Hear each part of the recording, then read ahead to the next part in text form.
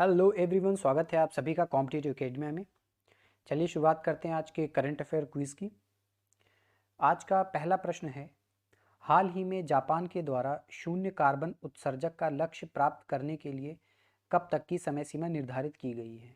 ए 2030, B 2040, सी 2050 या D 2060? तो इसका उत्तर है सी 2050। एक्सप्लेनेशन देखते हैं। हाल ही में जापान ने अपने आप को एक शून्य कार्बन उत्सर्जक देश बनाने के लिए एक कानून पारित किया और इसके लिए जो समय सीमा निर्धारित की है वो 2050 है। हाल ही में वहाँ पर नए प्रधानमंत्री ने शपथ ली है। शिंजो अबे के बाद योशिहिदे सुगा वहाँ के प्रधानमंत्री बने और उन्होंने जलवायु परिवर्तन के ऊपर जो अपनी रणनीति है वो पेश की और इसमें काफ़ी बदलाव किए। जापान को एक शून्य कार्बन उत्सर्जक देश बनाने का लक्ष्य रखा। ये 2015 में जो क्लाइमेट चेंज के ऊपर पेरिस जलवायु परिवर्तन सम्मेलन हुआ था उसी पर आधारित ये उनकी नीति है। अगला प्रश्न देखते हैं। जापान के चारों मुख्य द्वीपों का उत्तर से दक्षिण सही क्रम है? होकाइडो, होन्शु, शिकोकू, क्यूशु या फिर होकाइडो, होन्शु, क्यूशु, शिकोकू या होन्शु, होकाइडो, क्यूशु, शिकोकू या होन्शु, होकाइडो, क्यूशु, शिकोकू? तो आपने उत्तर सोच लिया होगा। इसका उत्तर है ए। होकाइडो सबसे नॉर्थ में है, फिर होन्शु है जो सबसे बड़ा द्वीप है जिस पर जापान की कैपिटल टोक्यो है, फिर शिकोकू है, फिर क्यूशु है। मैप देख लेते हैं जापान का। तो ये आप मैप देख सकते हैं, चाइना के ईस्ट में है, रशिया और चाइना के। तो इसका जो सबसे उत्तरी द्वीप है इसका नाम होकाइडो है, दूसरा होन्शु है जो कि सबसे बड़ा द्वीप है और इसी पर जापान की कैपिटल टोक्यो है, फिर शिकोकू है, फिर क्यूशु है। अगला प्रश्न देखते हैं। निम्न कथनों पर विचार कीजिए। गवर्नमेंट ई मार्केट प्लेस एक सरकारी पोर्टल है जिसका उद्देश्य सरकारी खरीद में पारदर्शिता लाना है। तो जैसा कि नाम से ही पता चल रहा है। दूसरा है, इस पोर्टल को 2016 में लॉन्च किया गया था। आपको बताना है निम्न में सत्य कथन कौन सा है। तो ये दोनों ही कथन सत्य हैं। 2016 में इसे लॉन्च किया गया था और ये गवर्नमेंट के जो प्रोक्योरमेंट होती है उसके लिए एक पोर्टल है। पारदर्शिता आएगी इससे। कुछ भी अगर ई गवर्नमेंट जहाँ पर कहीं पर भी आती है तो आप ऐसे भी उसमें गेस कर सकते हैं कि कहीं ना कहीं उससे पारदर्शिता आएगी। उत्तर इसका सी है। व्याख्या देखते हैं। गवर्नमेंट ई मार्केट प्लेस एक सरकारी पोर्टल है जिसका उद्देश्य सरकारी खरीद में पारदर्शिता लाना है। 2016 में इसे लॉन्च किया गया था और इसका उद्देश्य यही है कि जो बिचौलिए होते हैं उनको बीच से हटाना। तो इससे एक तो जो भी चीज़ें प्रोक्योर करेगी गवर्नमेंट वो सस्ती होंगी, साथ ही साथ पारदर्शिता भी आएगी। अगला प्रश्न देखते हैं। निम्न कथनों पर विचार कीजिए। अंतर्राष्ट्रीय श्रम संगठन एक त्रिपक्षीय संगठन है जिसकी स्थापना 1919 में की गई थी। इस संगठन का मुख्यालय जिनेवा है। और तीसरा कथन है, हाल ही में भारत ने पहली बार अंतर्राष्ट्रीय श्रम संगठन की गवर्निंग काउंसिल की अध्यक्षता ग्रहण की। तो आपको बताना इसमें से कौन सा कथन असत्य है, पहला या दूसरा या तीसरा या फिर उनमें से कोई नहीं। तो जो इसका पहला कथन है वो सही है, इसका मुख्यालय जिनेवा है, ये भी सही है। किंतु जो तीसरा कथन है वो गलत है। इसका आंसर हो जाएगा सी। व्याख्या देखते हैं। हाल ही में लगभग 35 वर्षों के बाद जो अंतर्राष्ट्रीय श्रम संगठन की गवर्निंग बॉडी है, भारत ने उसकी अध्यक्षता ग्रहण की, यानी कि एक बार और ग्रहण कर चुका है, अध्यक्ष रह चुका उसकी गवर्निंग काउंसिल का। ये एक त्रिपक्षीय संगठन है, सही है, जिसकी स्थापना वर्साई की संधि के द्वारा 1919 में की गई थी। इसमें इसका मुख्यालय जिनेवा स्विट्जरलैंड है। जो तीन इसमें पक्ष हैं वो कौन कौन से हैं? जो भी इसके सदस्य देश हैं उनकी सरकारें, जो श्रमिक हैं उनके रिप्रेजेंटेटिव और जो नियोक्ता हैं उनके रिप्रेजेंटेटिव, ये इसके सदस्य हैं। इसकी इस संगठन की पार्ट है, त्रिपक्षीय संगठन है। इसका काम क्या है?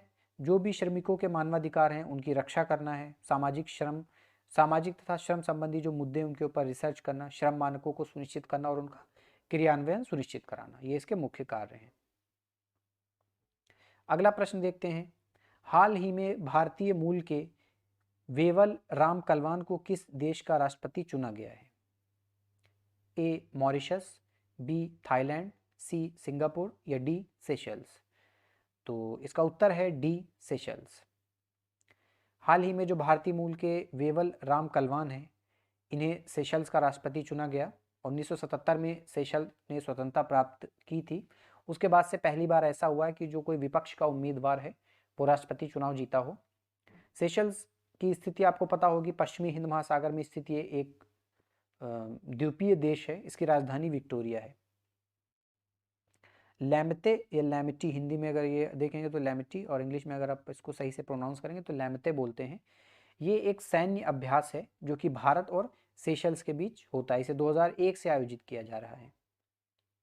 अगला प्रश्न देखते हैं, प्रधानमंत्री स्वनिधि योजना के संदर्भ में निम्न कथनों पर विचार कीजिए। तो पहला इसमें कथन है, इस योजना का उद्देश्य स्ट्रीट वेंडर्स यानी कि जो रेडी पटरी पर अपनी दुकान लगाते हैं उनको लोन उपलब्ध कराना है। और दूसरा कथन है, इस योजना के अंतर्गत 10,000 रुपये तक का कर मुक्त ऋण दिया जाता है। बताया, इसमें आपको बताना है कि इसमें असत्य कथन कौन सा है। तो पहला कथन इसमें सही है, स्ट्रीट वेंडर्स के लिए है। और दूसरा कथन अगर आप ध्यान से पढ़ेंगे तो इसमें एक शब्द आया है कि कर मुक्त ऋण। इसमें 10,000 तक का ऋण तो दिया जाता है लेकिन कर मुक्त ऋण नहीं दिया जाता है। तो इसमें जो दूसरा कथन है वो असत्य है। आसान शर्तों पर ऋण दिया जाता है, जो टैक्स लगता है वो कम लगता है। इसका व्याख्या देखते हैं। प्रधानमंत्री स्वनिधि योजना लॉकडाउन के कारण जो स्ट्रीट वेंडर्स थे उनकी आजीविका बहुत ज़्यादा प्रभावित हुई थी, बहुत सारी समस्याओं का वो सामना कर रहे थे। तो अपना वो जो व्यापार है, अपना जो काम धंधा है वो दोबारा शुरू कर सके, इसके लिए इस योजना को केंद्र सरकार के द्वारा शुरू किया गया। और इस योजना के अंतर्गत 10,000 तक का लोन दिया जाता है। तो उसके ऊपर जो ब्याज होता है वो बहुत कम लगता है।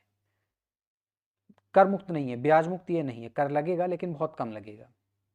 इसका स्ट्रीट वेंडर्स आत्मनिर्भर निधि भी नाम है।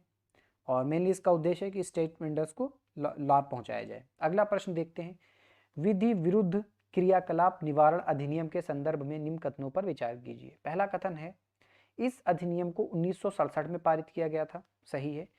इस अधिनियम के अंतर्गत केवल संगठनों को आतंकवादी संगठन घोषित किया जा सकता है। तो जहां पर भी केवल आए वहां पर आप बहुत ध्यान से उस सेंटेंस को पढ़ा करिए, रिपीटेड कई बार रिपीट करके, ताकि गलत ना होने पाए। बताना है आपको सत्य कथन इसमें से कौन सा है। तो जो पहला कथन है वो सही है और जो दूसरा कथन है वो गलत है। शुरुआत में केवल ऐसा था कि जो संगठन होते थे उन्हें ही आतंकवादी संगठन घोषित किया जाता था, लेकिन 2019 में इसमें एक संशोधन किया गया और अब जो व्यक्ति हैं उनको इस अधिनियम के अंतर्गत आतंकवादी घोषित किया जा सकता है। 1967 में ही इस अधिनियम को अधिसूचित किया गया था। और यह भी चर्चा में क्यों है, क्योंकि हाल ही में इस अधिनियम के अंतर्गत कुछ लोगों को आतंकवादी घोषित किया गया है, शायद 18 लोगों को। पीआईबी में यह आर्टिकल आया था, तो इम्पोर्टेंट हो जाता है। अगला प्रश्न देखते हैं, हाल ही में चर्चा में रहा वीओ चिदम्बरनार बंदरगाह किस राज्य में स्थित है? कर्नाटक, तमिलनाडु, केरल, आंध्र प्रदेश। तो इसका उत्तर है बी, तमिलनाडु। ये चर्चा में क्यों है? यहाँ पर डायरेक्ट पोर्ट एंट्री सुविधा का भी उद्घाटन किया गया, इस शुरू किया गया। डायरेक्ट पोर्ट एंट्री होता क्या है कि आप जब एक्सपोर्ट करते हैं तो सबसे पहले कुछ डॉक्यूमेंटेशन होता है जो कस्टम से रिलेटेड होता है। तो उसके लिए यहाँ पर पहले सुविधा नहीं थी। तो जो पास में इसके दूसरा बंदरगाह था तूतीकोरिन, वहाँ पर ले जाना पड़ता था, उसके बाद यहाँ से इंपोर्ट की जाती थी वस्तुएं। तो इसमें एक तो टाइम लगता था, पैसा ज़्यादा खर्च होता था। तो अब यहाँ पर 24/7, और वहाँ पर आप दूसरे बंदरगाह पे जब ले जाते हो तो वर्किंग आवर्स में ही वहाँ पर हो सकता था, 10 बजे से 5 या 7 बजे तक जो भी टाइम होता है वहाँ तक। अब यहाँ पर 24/7 डायरेक्ट एंट्री पोर्ट की सुविधा दी गई। सारा डॉक्यूमेंटेशन कस्टम से रिलेटेड जो भी होगा यहीं पर होगा। तो इससे फ़ायदा क्या होगा कि जो एक्सपोर्ट है उसमें लागत में कमी आएगी और तेज़ी से काम हो पाएगा। तो आज के इस क्विज़ में इतने ही प्रश्न थे। आप लोगों का अगर कोई सुझाव है तो कमेंट बॉक्स में ज़रूर बताइएगा। मिलते हैं कल कुछ नए प्रश्नों के साथ।